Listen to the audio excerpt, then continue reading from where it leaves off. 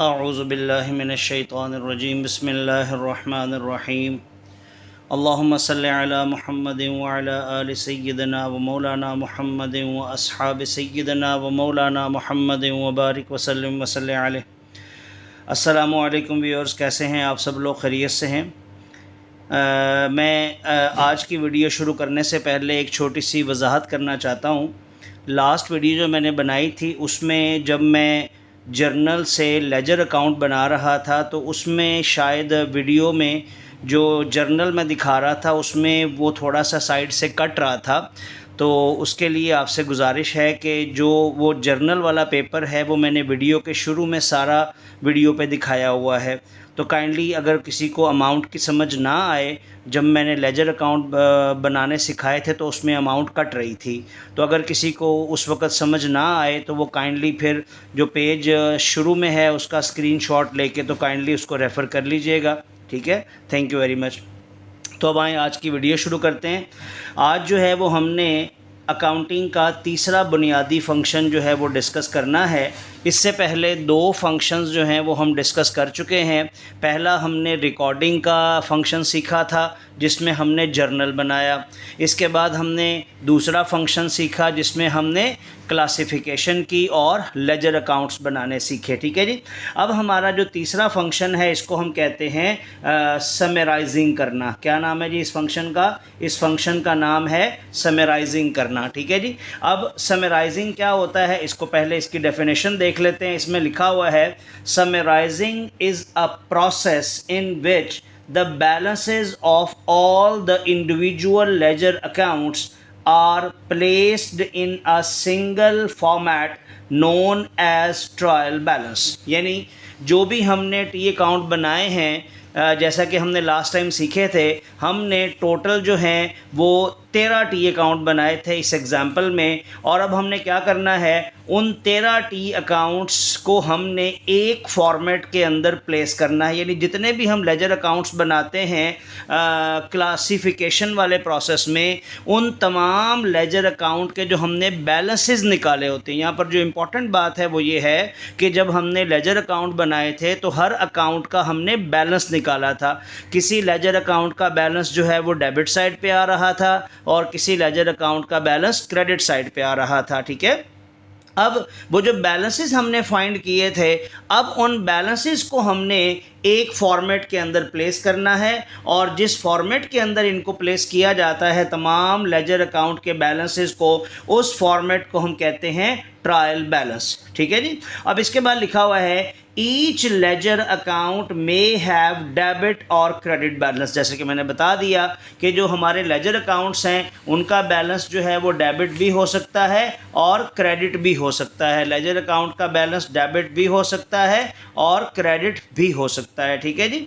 इसके बाद अगली बात जो बहुत इंपॉर्टेंट लिखी हुई है वो बेसिकली ट्रायल बैलेंस बनाने के रूल हैं। ठीक है। ट्रायल बैलेंस बनाने का जो रूल है वो ये है कि ट्रायल बैलेंस की दो साइडें होती हैं। जैसा कि आप यहाँ पर देख रहे हैं, ट्रायल बैलेंस का ये फॉर्मेट बना हुआ है और इसमें पहला जो कॉलम है वो सीरियल नंबर के लिए है जिसमें हम तमाम लेजर अकाउंट्स जो हम बनाएंगे, जिनके हम बैलेंसेस प्लेस करेंगे, उनकी नंबरिंग लिखी हुई है। फिर उसके बाद उन तमाम लेजर अकाउंट के बैलेंसेस उनके नाम लिखे हुए हैं। ठीक है। और फिर उसके बाद एक कॉलम जो है वो डेबिट के लिए है और एक कॉलम जो है वो क्रेडिट बैलेंसेस के लिए है। ठीक है जी। तो अब इम्पॉर्टेंट बात ये है कि इसमें से कौन से जो बैलेंसेस हैं लेजर अकाउंट के, उनके बैलेंसेस को डेबिट साइड पर लिखना है और कौन कौन से बैलेंसेस जो हैं उन्हें क्रेडिट साइड पर लिखना है। तो ये बड़ा इंपॉर्टेंट है, इसको तवज्जो से सुनिएगा। ये मैंने अगला सेंटेंस जो है ये मैंने इसीलिए रेड लाइन से अंडरलाइन किया है कि आपको ये इम्पोर्टेंस इसकी आप अपने जो है ना वो जहन में रखें। Assets and expenses are placed on the debit side of trial balance। ठीक है। यानी जो हमारे 5 कंपोनेंट है ना अकाउंटिंग के, एसेट्स, लायबिलिटीज़, इनकम्स, एक्सपेंसेस और कैपिटल, इन 5 कंपोनेंट में से जो 2 कंपोनेंट हैं यानी कि एसेट्स और एक्सपेंसेस, ये दोनों हमेशा जो है वो डेबिट साइड पर प्लेस होंगे। ठीक है ना। और इसके अलावा whereas income, capital and liability liabilities are placed on credit side of the trial balance, ठीक है। और जो इनकम, कैपिटल और लायबिलिटीज़ हैं, इन तीनों के जो बैलेंसेस हैं वो हमने हमेशा ट्रायल बैलेंस की क्रेडिट साइड पर प्लेस करने होते हैं। तो ये इंपॉर्टेंटली याद रखिएगा, ठीक है जी। अब इसके बाद एक और इम्पॉर्टेंट बात लिखी हुई है जो बहुत ज़्यादा इम्पॉर्टेंट है, वो ये है कि the agreement of debit and credit side of the trial balance shows the arithmetical accuracy of previous working, ठीक है। For example journal and ledger accounts, ठीक है। इसका मतलब ये है इस सेंटेंस का कि जब हम ये लेजर ट्रायल बैलेंस की दोनों साइडों पर अमाउंट्स प्लेस कर देते हैं तो इन दोनों अमाउंट्स का जो बैलेंस है वो हमेशा आपस में एग्री होना चाहिए, इनका आपस में एग्रीमेंट यानी कि ये बराबर होने चाहिए, ठीक है। तो डेबिट साइड पर हमने कौन कौन से बैलेंसेस प्लेस करने हैं, एसेट्स के और एक्सपेंसेस के। क्रेडिट साइड पर हमने कौन से बैलेंसेस प्लेस करने हैं, कैपिटल, इनकम और लायबिलिटीज़ के। और एंड पर इन दोनों साइडों का जो हम टोटल करेंगे वो टोटल हमेशा बराबर होना चाहिए। और इस टोटल के बराबर होने का मतलब क्या होता है कि इससे पहले जो हमने सारा प्रोसेस परफॉर्म किया है, यानी जो हमने जर्नल बनाया था जिसमें हमने रिकॉर्डिंग की थी बिजनेस ट्रांजैक्शंस की जर्नल एंट्री की शक्ल में, और फिर हमने उससे लेजर अकाउंट्स बनाए थे क्लासिफिकेशन करने के दौरान, वो सारा प्रोसेस जो है वो हमारा ठीक है।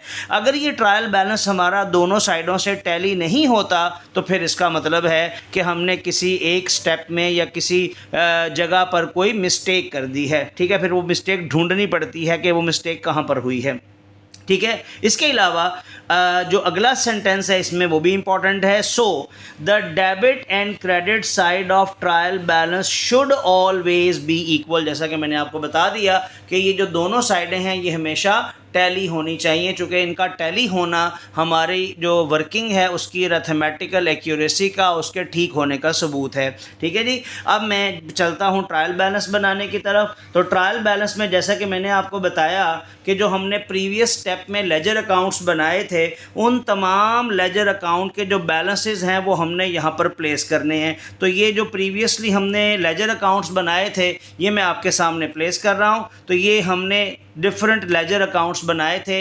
एक हमने ये कैश का लेजर अकाउंट बनाया था, फिर बिल्डिंग का और कैपिटल एंड सो ऑन, हमने टोटल 13 लेजर अकाउंट बनाए थे। अब जो इम्पॉर्टेंट बात है, एक और टोटका भी आपको बताता चलूँ जो नॉर्मली स्टूडेंट्स को ज़्यादा आसान लगता है, वो ये है कि हर जो लेजर अकाउंट बना हुआ है उसका जो बैलेंस है वो या तो क्रेडिट साइड पर लिखा हुआ है या फिर ये देखें कैपिटल का बैलेंस जो है वो डेबिट साइड पर लिखा हुआ है। तो आपको एक आसान तरीका ये है कि जब आप इन बैलेंसेस को यहाँ से उठा के ट्रायल बैलेंस में लेके जाएंगे, ठीक है जी, जब ये बैलेंस यहाँ से हम पिक करके ट्रायल बैलेंस में लेके जाएंगे तो अगर ये बैलेंस ओरिजिनली कैश के लेजर अकाउंट की क्रेडिट साइड पर है तो हम इसको कौन सी साइड पर प्लेस करेंगे, डेबिट साइड पर।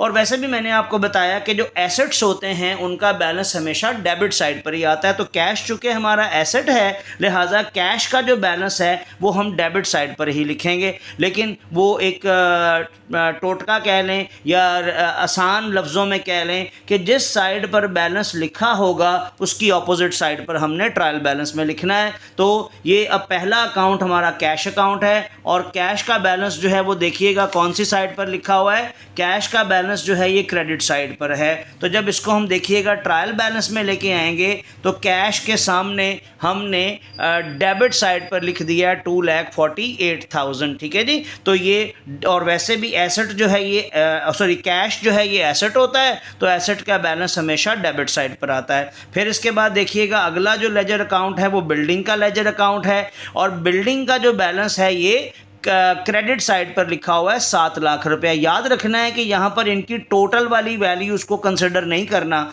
जो बैलेंसेस की अमाउंट लिखी है उसे आपने कंसिडर करना है। तो ये जो बैलेंस है, अब ये बिल्डिंग का बैलेंस क्रेडिट साइड पर है तो यहाँ पर जब हम इसको ट्रायल बैलेंस में लेके आएंगे तो इसको हम किस साइड पर प्लेस कर देंगे, डेबिट साइड पर, यानी वहाँ पर क्रेडिट में है तो यहाँ पर बिल्डिंग चूँकि एसेट है लिहाजा उसका बैलेंस डेबिट साइड पर आएगा। फिर इसके बाद हमारे पास जो अगला अकाउंट है वो है कैपिटल का टी अकाउंट। तो कैपिटल का बैलेंस देखिएगा कि ये डेबिट साइड पर लिखा हुआ है 12 लाख रुपया है। कैश का था 2,48,000, बिल्डिंग का बैलेंस था 7 लाख और कैपिटल का बैलेंस है 12 लाख। तो अब इस 12 लाख को देखिएगा हम कैपिटल के सामने क्रेडिट साइड पर प्लेस करेंगे। और वैसे भी मैंने आपको बताया ये ऊपर लिखा हुआ है कि इनकम, कैपिटल और लायबिलिटीज़ हमेशा किस साइड पर प्लेस होते हैं, क्रेडिट साइड पर। तो देखिए मैंने क्रेडिट साइड पर कैपिटल लिखा हुआ है। इसको अब आगे लेके चलते हैं। इसके बाद हमारे पास जो अगला टी अकाउंट है वो बैंक का टी अकाउंट है। तो देखिएगा बैंक का जो टी अकाउंट है उसका बैलेंस देखें तो बैंक के टी अकाउंट का बैलेंस जो है वो हमारे पास आ रहा है, देखिएगा 1,25,000 और ये क्रेडिट साइड पर है। ठीक है, तो इसको हम रूल के मुताबिक ऑपोजिट साइड पर लिखेंगे यानी कि डेबिट साइड पर लिखेंगे। तो देखिएगा बैंक जो है उसका बैलेंस मैंने डेबिट साइड पर लिखा हुआ है और चूंकि ये एसेट है तो उसके हिसाब से भी ये डेबिट साइड पर ही आता है 1,25,000। इसके बाद फर्नीचर का टी अकाउंट है, फर्नीचर भी हमारा एसेट है, इसका बैलेंस 1,50,000 रुपया है। तो इसको भी हम देखिएगा कि फर्नीचर का बैलेंस भी हम डेबिट साइड पर लिखेंगे 1,50,000। और इसके बाद अगला बैलेंस जो है वो है मिस्टर अली का।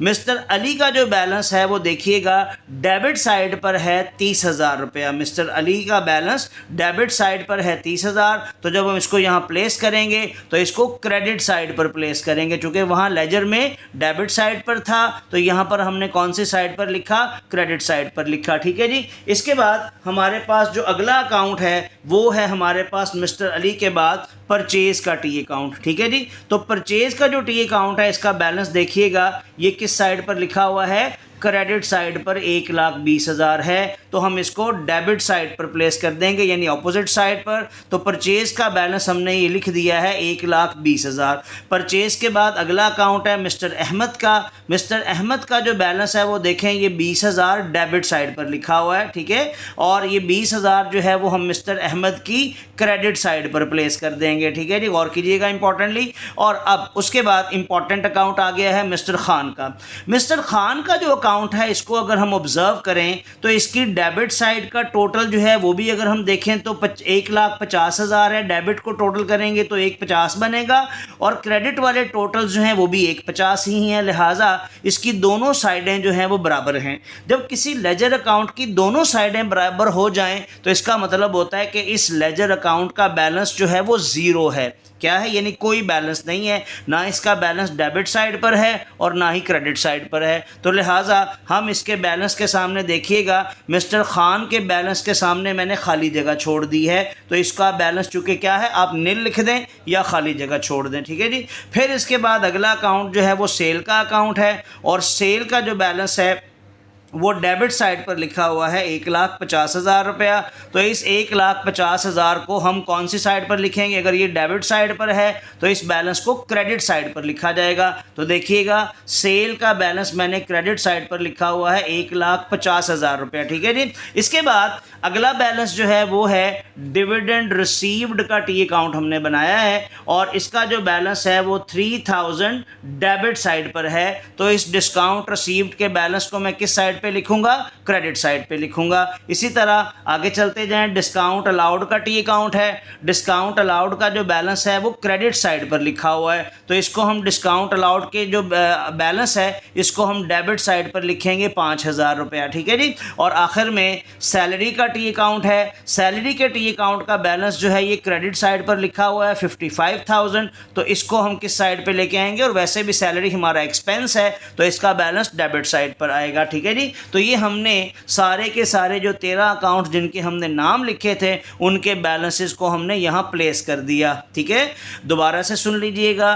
ट्रायल बैलेंस की डेबिट साइड पर एसेट और एक्सपेंसेस के बैलेंस आते हैं, क्रेडिट साइड पर इनकम, कैपिटल और लायबिलिटीज़ के बैलेंसेस आते हैं। या दूसरा तरीका मैंने बताया कि जिस साइड पर लेजर अकाउंट का बैलेंस हमने फाइंड किया हुआ है ट्रायल बैलेंस में उसके नाम के सामने उसकी ऑपोजिट साइड पर आएगा। यानी अगर क्रेडिट में बैलेंस वहाँ लेजर में आ रहा है तो ट्रायल में क्या होगा, डेबिट साइड पर आएगा। ठीक है, इस तरह हम ये सारे अकाउंट लिख लेंगे और ये सारे अकाउंट लिखने के बाद हम इनको टैली करेंगे तो देखिएगा ये दोनों साइडें 14,03,000 से बराबर हैं। ठीक है, तो इसका मतलब ये है कि इससे पहले हमने जितना भी प्रोसेस जो परफॉर्म किया है वो हमारा बिल्कुल ठीक है। ठीक है जी, तो होपफुली ये हमने अब तीनों फंक्शंस जो हैं वो परफॉर्म कर दिए हैं। हमने जर्नल रिकॉर्डिंग का प्रोसेस भी कर लिया, हमने क्लासिफिकेशन का प्रोसेस भी कर लिया और फिर उसके बाद हमने समरी भी बना ली in the form of trial balance. ठीक है, और चूँकि ट्रायल बैलेंस हमारा टैली है, इसका मतलब है कि जो हमारा जर्नल बनाने का प्रोसेस था यानी रिकॉर्डिंग का प्रोसेस, और दूसरा जो क्लासिफिकेशन का प्रोसेस था यानी जो लेजर अकाउंट हमने बनाए, और जो समराइजिंग का प्रोसेस है जिसमें हमने ट्रायल बैलेंस बनाया, ये सारा प्रोसेस जो है वो सारा का सारा ठीक है, चूँकि हमारा ट्रायल जो है वो दोनों साइडों से टैली हो रहा है। ठीक है जी, उम्मीद है अब आपको ये सारा प्रोसेस अच्छे से समझ आ गया होगा। अगर इसके बावजूद आपका कोई क्वेश्चन है तो काइंडली कमेंट सेक्शन में क्वेश्चन ज़रूर कीजिएगा, और अगर कोई सजेशन हो आपके जहन में कि इनको लेक्चर्स को कैसे इम्प्रूव किया जा सकता है तो काइंडली ज़रूर अपनी सजेशन दीजिएगा। ठीक है, और वीडियो पसंद आई हो तो उसको लाइक भी कीजिएगा और सब्सक्राइब भी कीजिएगा और अपने दोस्तों के साथ शेयर भी कीजिएगा। Thank you very much. अल्लाह हाफ़िज़।